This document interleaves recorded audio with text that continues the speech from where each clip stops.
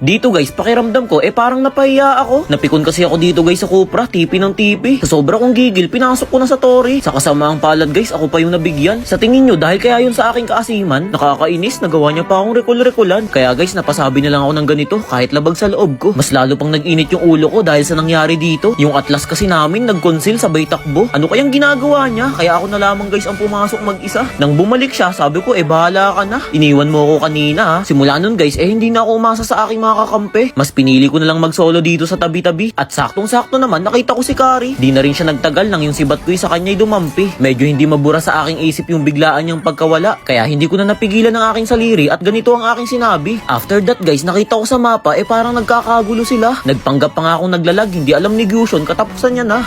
Wait, muntik pang makiis ng nana. Siguro guys, kung hindi ako dumating dito, wari ko'y ubos ang aking mga kasama. Ganun naman talaga pag bida, diba? Darating lang kapag alanganin na. Naka-triple kill na nga pala ako dito. Malas ni Kiari, nauntog pa siya sa bato. Nang dahil doon, nakamiyak ang inyong idolo. Kung inyong mapapansin guys, may buhay pa sa kanilang isa. Kailangan kong hanapin yun para makasabage ang bida. Pero ramdam ko na magde-dep siya dito sa botline. Tama nga ang aking hinala, dito nagpunta si Hari. Sa kagustuhan kong makasabage guys, hinabol ko kahit saan. At sa wakas, ang aking hinahangad ay aking nakamtan. Hay, sa tagal ng panahon, nakasabage na naman. Uuwi na sana ako dito guys, pero feeling ko kaya naman i-def ng aking mga kakampi. Hinarap ko na lang si Gyushon, sabay build ng immortality. Tapos napansin ko parang gustong tumalo ng Cupra. Bukod pa dyan, nagtawag siya ng katulong niya. Akala yata nila aatras na lang ako basta-basta. Kilala nyo naman ako guys, kahit ilan hindi ko inuurungan. Tignan nyo, isa-isa na silang nagdadatingan. Tumitipi-tipi na agad yung tank nila. Iniisip siguro nitong mga to katapusan ko na. Sayang nga guys kaya ko naman sana, nangailan pa yung tank namin. Pero ayos lang din, at least hindi siya kumiis. Hindi ko na nga sana habulin yung Cupra dito guys. Di ba nga siya yung dahilan ng aking pagkainis nung una? Binenta ko na yung imo, sabay bili ng rapid boots para mabilis tumakbo. Hindi ko ba alam kung bakit kailangan 5 pa kami ang humabol sa kanya. Kaya ko naman, hindi pa nila pinaubaya. Hay, sa wakas nakabawi rin ako sa'yo Cupra. Matapos nun guys, nag-grill lang ako saglit dito sa top ng minion. Habang pinagmamasdan ko ang aking sibat, nandito na pala yung Gyushon. Imbis na ako'y magalit, labis ako natuwa kasi kahit papaano nakakachamba siya. At dito nga guys, inuumpisa na nila mag-lord. Inalarma ko na agad ang aking mga kasama. Sabi ko, puntahan nyo na. Susunod ako ang bahala. Agad naman ako naghanda. Kailangan yung sibat ko ay tumama. Hindi dapat pumalya. Pagbitaw ko nga sa pool yung isa sa kanila. Tapos yung lord ay naagaw ko pa.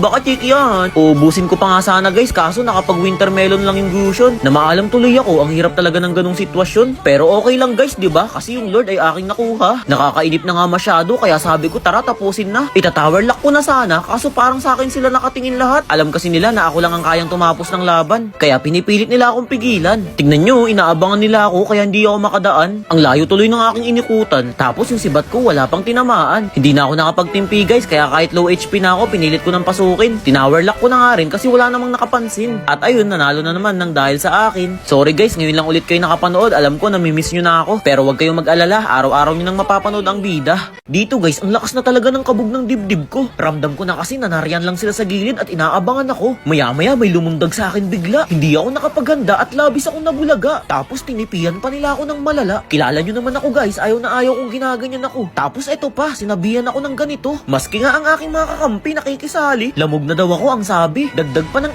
nila, ako'y mahina naman daw talaga. Sobrang nagpantig ang aking tenga. Pero nung una, wala talaga akong magawa. Sa tuwing natatalunan kasi ako ng main star nila, hindi ko na nagagawang kumalawa. Tignan nyo guys 0-3 na ako, pero hindi pa rin ako nagpapadalaw sa aking mga kasama. Gusto ko kasi makabawi man lang ba ng mag-isa. Paulit-ulit sinasabi yung kinasta, hindi ko naman alam kung anong ibig sabihin niya. Ngunit kahit ganoon, nagpatuloy pa rin ako sa pakikipagbaka. Napukaw ang aking tingin sa nagbabakbakang si Dirot at si Alpha. Muntikan pa nga makatakas guys, buti sa pool sa bida. Nagkaroon agad ako ng pagkakataon para butasin yung midline nila. Saralo kasi guys, ito ang pinakamalaga. Feeling ko nga guys, naramdaman nilang seryoso na ako Tignan nyo naman kasi makita pa lang nila ako, nakaready agad sila sa pagtakbo. Kaya ako na lang ang kusang umiwas sa gulo. Baka kasi maubos ko pa sila, mahirap na. Ang ginawa ko na lang guys, umuwi muna ako at nagpakalawa ng kwitis. Walang ligtas ang tamaan nito sa sobrang tulis. Malas nga ni Chanji, nahatulan ko siya nang walang paglilitis. Ngunit naipit ako dito guys, hindi na ako magmamalinis. Kahit mapitas nila ako, ang importante sila ay nainis. Tinipihan niya pa nga ako uli, masyado niya atang na-miss. Nag-chat pa nga siya guys, sabi niya puro creation camp lang mga content mo, checklat. Hindi niya alam sa rank game ako ang nag-iisang alamat. Na-feed lang naman ako ng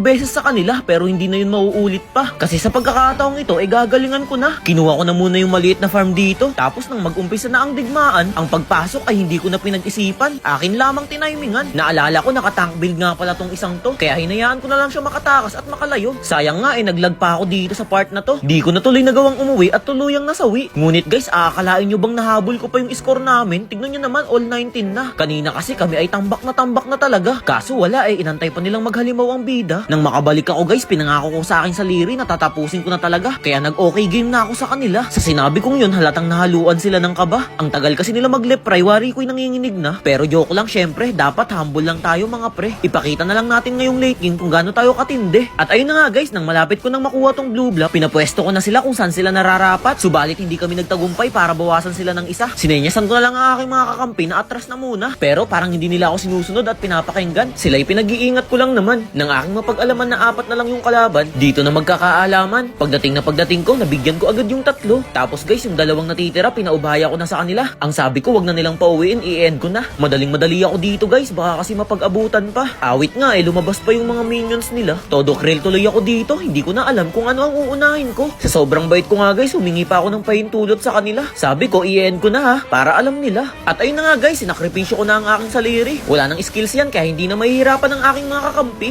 O diba, dahil sa aking ginawa ay na-wipe out sila. Sabi ko nga sa inyo guys, kapag alam nyong lamang kayo sa una, wag muna kayo magmamalaki mga iho at iha. Sa huling late game kasi, mahirap ang mapahiya. Pero sa bagay, marami na rin ako nakalaban na ganito. At masasabi kong sanay na ako.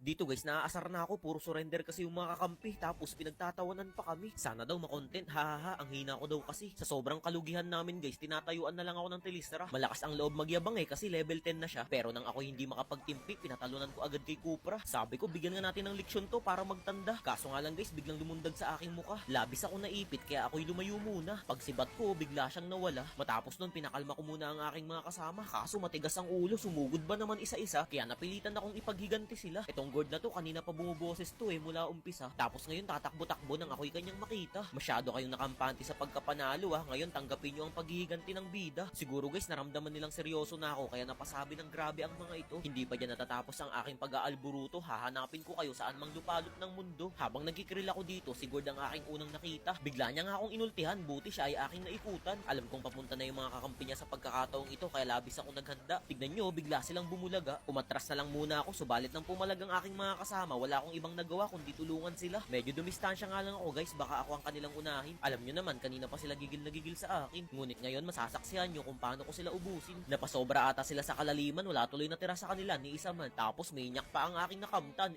Baka cheat yan. Hindi pa kayang tapusin guys, kaya naglord muna kami. Sabay sabi ng ganito, natameme ata kayo, hindi sila nakapagsalita at wala man lang kumibo. Siguro guys, nahihiya sila, nag-angas-angasan ba naman nung una. Lock item na rin ako kaya hindi na nila ako kakayanin kahit ano pang kanilang gawin. Pagkarating ko pa lang, sinalubong ko agad sila. Parang ako pa yung tank namin no? Ako pa yung nauuna. Pero nung nawala yung emo ko, bigla ako napatakbo. Mabibilib kayo sa gagawin ko dito guys. Sinadya ko talagang ipatanggal yung immortality ko para habulin nila ako. At kumagat naman sila sa aking plano. Kung mapapansin nyo, todo habol yung Martes nila. Samantalang ako, wala man lang ako naramdamang kaba. Ang ginawa ko, nagpahabol pa nga ako sa kanya. Umaasa ata siyang makakalapit siya sa akin. Sinisibat ko lang siya upang siya ay palayuin. Tipi-tipi ka ngayon sa akin. Baka check yan. Na maalam din siya, di kalaunan. Kikiis pa nga sana yung gatot. Buti hindi siya nakaabot. Naglulord na nga pala yung mga kalaban sa pagkakataong ito, pero hinarangan agad nila ako upang hindi makalapit. Baka mapitas ako kaya hindi ko na lang pinilit. Ang kaso, bigla na namang lumitaw tong Martes na to, kaya ayun, pinatulog ko sa bato. Maraming humahad lang sa akin kaya umuwi na lang ako. Subalit nang dahil sa maling desisyon ko, nagkaubusan lahat ng aking mga kasama. Nagtaka lang ako guys, bakit naka-triple kill pa rin tong Louie kahit wala na siya? Parang naka-chip to huling-huli sa camera. Kahit siya rin hindi makapaniwala. Ayun napasabi ng la, kayo na ang bahalang humusga kung may ginawa ba siyang kahina-hinala. Pero guys, malaki rin ang naiambag ko dun. Kung hindi ko dinepto, baka siguro talo na kami ngayon. Kanina kasi nung nakikita ko, nagta-tower lock na ang mga minion. Nagbabay na ako sa kanila. Alam kong sure win na to kasi ang magde-def na lang sa kanila ay isa. Alam nyo ba kung sino yon? Si Gord lang naman at wala nang iba pa. Syempre, wala na yung magagawa. Kahit ako na nga lang ang tumapos nito kayang-kaya na. Nang malapit na kaming makalapit sa base nila, sinipat ko agad siya. Kapag tumama ito na ang katapusan nila. Maswerte pa rin siya dahil sinadya akong ipasablay. Tinakot ko lang upang makapag-grill ako ng minions. Iniisip nyo siguro bakit hindi pa ako nagta-tower lock? Ito na, itatower lock ko na para sa inyo. Pinatagal ko lang para sila ay mainis lalo. At ayun na nga guys, sana mapanood ito ng mga nakalaban namin. Maging aral nawa ito sa inyo na wag munang mag-aangas hanggat hindi pa nananalo.